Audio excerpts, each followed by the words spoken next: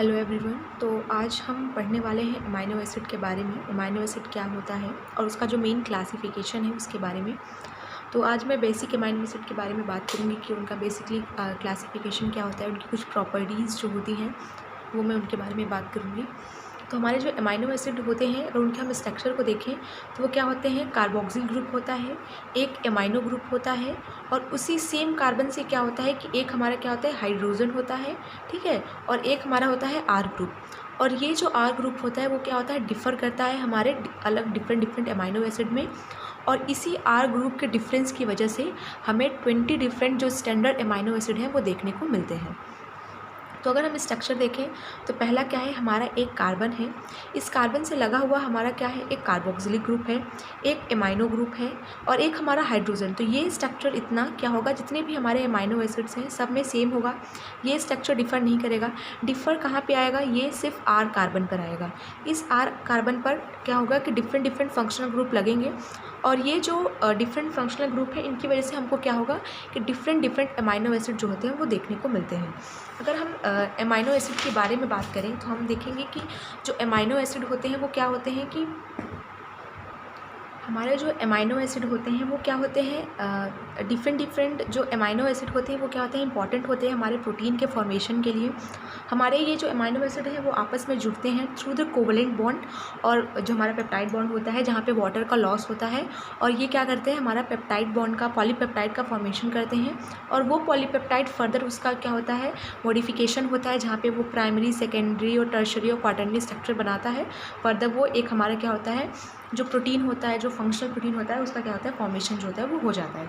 तो basically before understanding what is protein we have to understand what is amino acid, its classification and everything. तो ये क्या हुआ, amino acid के बारे में हो गया। हमारे जो अमाइनो एसिड्स का जो ये कार्बन है क्या होते हैं, कायरल कार्बन होता है। कायरल कार्बन मतलब कि कायरलिटी शो करते हैं, मतलब कि जितने भी जो 4 फंक्शनल ग्रुप लगे हैं वो क्या होते हैं, डिफरेंट होते हैं। तो आप जितने भी अमाइनो एसिड देखेंगे सब में ये जो फंक्शनल ग्रुप है ये क्या होगा, डिफरेंट होगा। किसी में कार्बोक्सिलिक ग्रुप है, फिर अमाइनो ग्रुप है, फिर हाइड्रोजन है, तो यहाँ पे क्या होगा, मिथाइल होगा या फिर कोई अदर जो भी हमारे फंक्शनल ग्रुप हैं वो लगे रहेंगे, पर सब में सेम नहीं होगा। सिर्फ और सिर्फ एक हमारा अमाइनो एसिड है जिसे हम ग्लाइसिन बोलते हैं। ग्लाइसिन में क्या होता है, यहाँ पे सिर्फ और सिर्फ क्या होता है, हाइड्रोजन होता है। तो हमारा जो ग्लाइसिन होता है वो क्या होता है, ए कायरल होता है। बाकी जितने भी अमाइनो एसिड होते हैं वो क्या होते हैं, हमारे कायरल होते हैं। तो ये हो गया हमारा अमाइनो एसिड के बारे में। एक हम इसकी प्रॉपर्टी और बोल सकते हैं कि ये क्या होते हैं, ज्यूटर आयन शो करते हैं, मतलब कि इनके पास क्या होता है, पॉजिटिव और नेगेटिव चार्ज दोनों होता है। तो जो नेट नेगेटिव चार्ज होता है वो क्या होता है, यहाँ पे 0 होता है। तो ये हो गया हमारा बेसिक अमाइनो एसिड के बारे में। अब हम इसकी क्या होते हैं, क्लासिफिकेशन जो है अमाइनो एसिड का वो हम देखेंगे। अगर हम क्लासिफिकेशन में देखें तो पहले इन्हें कैसे क्लासिफाइड किया गया है, तो पहला है non polar aliphatic R group. Non polar है, एलियाफेटिक है, इनमें सिर्फ और सिर्फ कार्बन की चेन है। तो the R group in this class of amino acids are non polar and hydrophobic. Glycine has a simple structure. तो हम अगर ग्लाइसिन का स्ट्रक्चर देखेंगे, देखिए तो यहाँ पे क्या है, सिर्फ हाइड्रोजन है। सबसे जो सिंपलेस्ट स्ट्रक्चर होता है वो क्या होता है, हमारा ग्लाइसिन होता है, ठीक है। इसमें एक चीज़ जो इंपॉर्टेंट है, हम सिर्फ वही पॉइंट देखेंगे। तो ग्लाइसिन का हो गया कि सबसे सिंपलेस्ट होता है। अगर हम मीथेन को देखें तो ये क्या होता है, इसमें क्या होता है, सल्फ़र होता है, ठीक है, सल्फ़र कंटेनिंग अमाइनो एसिड होता है, ये हो गया। तीसरी चीज़ इसमें जो प्रोलीन होता है, ये क्वेश्चन भी हमारे पूछा जाता है जो हमारे कॉम्पिटिटिव एग्जाम्स होते हैं, कि प्रोलीन जो होता है वो क्या होता है, इसका डिफरेंट साइक्लिक स्ट्रक्चर होता है। एक तो चीज़ कि इसमें सेकेंडरी अमाइनो जिसको हम इम्यूनो ग्रुप होते हैं बोलते हैं वो होता है, और इसमें रिजिड कन्फर्मेशन होता है। यानी अगर आप इसका डाइहाइड्रल एंगल देखेंगे तो ये बहुत कम आएगा, बहुत रिजिड स्ट्रक्चर रहेगा। तो compare to other amino acid ये क्या होगा, इसका डाइहाइड्रल एंगल बहुत ही डिफरेंट होगा, ठीक है। तो इसकी जो फ्लेक्सिबिलिटी होती है वो बहुत कम होती है। इसीलिए जो हमारा ग्लाइसिन है और प्रोलीन है, ये जो हम अल्फ़ा हेलिक्स जो हम फर्दर पढ़ेंगे कि जो अल्फ़ा हेलिक्स स्ट्रक्चर बनता है, सेकेंडरी स्ट्रक्चर बनता है प्रोटीन का, तो उसमें ग्लाइसिन और प्रोलीन जो होते हैं वो नहीं पाए जाते हैं, बिकॉज ये ज़्यादा फ्लेक्सिबल होता है और ये रिजिड होता है। तो ये स्ट्रक्चर को क्या करेंगे, इनहिबिट करेंगे या उसको बनने नहीं देंगे, इसलिए ये जो होते हैं हमारे अल्फ़ा हेलिक्स में प्रेजेंट नहीं होते हैं, ठीक है। तो अगर हम देखें कौन कौन से अमाइनो एसिड हैं जो हमारे non polar aliphatic R group में है, तो पहला है हमारा ग्लाइसिन जिसमें सिर्फ और सिर्फ हाइड्रोजन होता है। फिर होता है एलेनिन जिसपे हमारा क्या होता है, CH3 ग्रुप होता है। जितने भी हमारे अमाइनो एसिड हैं उन्हें 3 वर्ड नेम दिया गया है और एक हमारा 1 वर्ड। जैसे ग्लाइसिन का देखेंगे तो GLY है, 3 वर्ड नेम, और अगर 1 देखें तो हमारा G है। इस तरीके से एलेनिन में ALA और A है। फिर अगर हम प्रोलीन देखें, देखिए इसका रिजिड स्ट्रक्चर है, तो ये जो हमारा फंक्शनल ग्रुप लगा है ये जाके इसके क्या है अमाइनो ग्रुप से ज्वाइंट हो गया, तो ये बहुत ही ज़्यादा रिजिड स्ट्रक्चर जो होता है वो देता है। फिर आता है हमारा वेलिन जो एक ब्रांच स्ट्रक्चर है।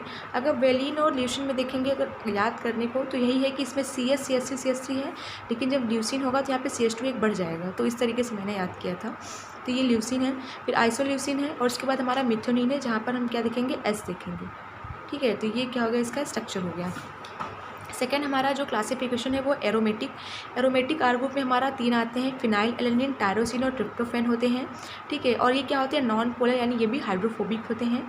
हमारे जो हम देखते हैं स्पेक्ट्रोफोटोमीटर या कलरीमीटर, तो जो भी प्रोटीन का एब्जॉर्प्शन होता है वो हमारा एरोमेटिक एमाइनो एसिड की वजह से ही आता है, क्योंकि ये जो होते हैं हमारे क्या होते हैं, इनके पास क्या होता है कि डिफरेंट जो ये क्या होता है रिंग होता है, साइक्लिक स्ट्रक्चर होता है, तो इसकी वजह से क्या होता है एब्जॉर्प्शन जो होते हैं वो देखने को मिलते हैं।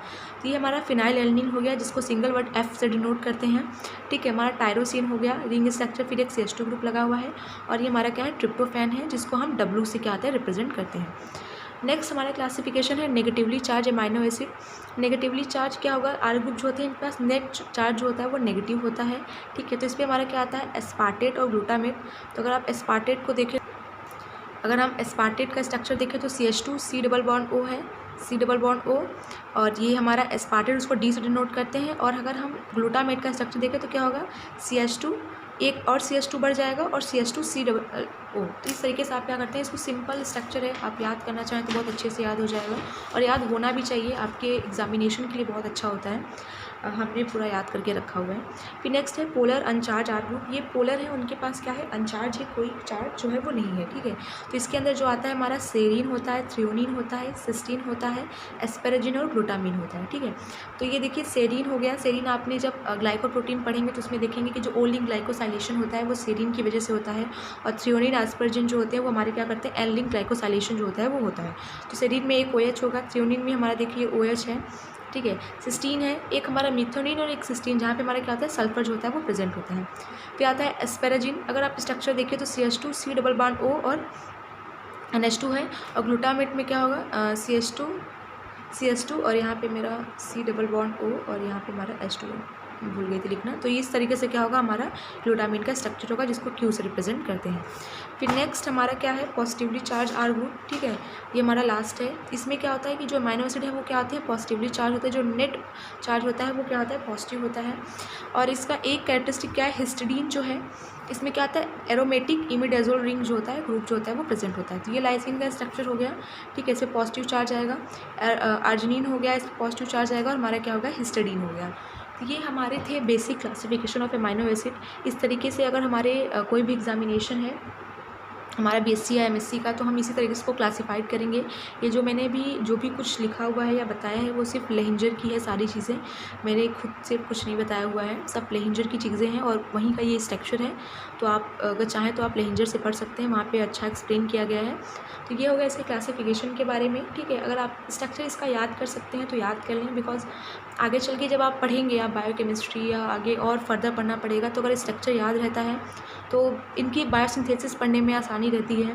फर्दर जो हम चीज़ें पढ़ते हैं उनमें भी बहुत आसानी हो जाती है। तो अगर आप पढ़ रहे हैं तो कोशिश करें कि इनका याद हो जाए, बिकॉज क्वेश्चन भी ऐसे पूछते हैं हमारे MSc एग्ज़ाम्स में, तो अच्छा रहता है। तो अगर याद कर रहे हैं तो स्ट्रक्चर के साथ याद करें, और उनकी कुछ न कुछ जो प्रॉपर्टीज़ होती हैं सारे अमाइनो एसिड की पढ़ें। तो ये था हमारा अमाइनो एसिड के बारे में। अगर अच्छा लगा तो बताइएगा, उसके बाद हम फर्दर प्राइमरी सेकेंडरी या जो टर्शियरी स्ट्रक्चर है वो पढ़ेंगे। Thank you.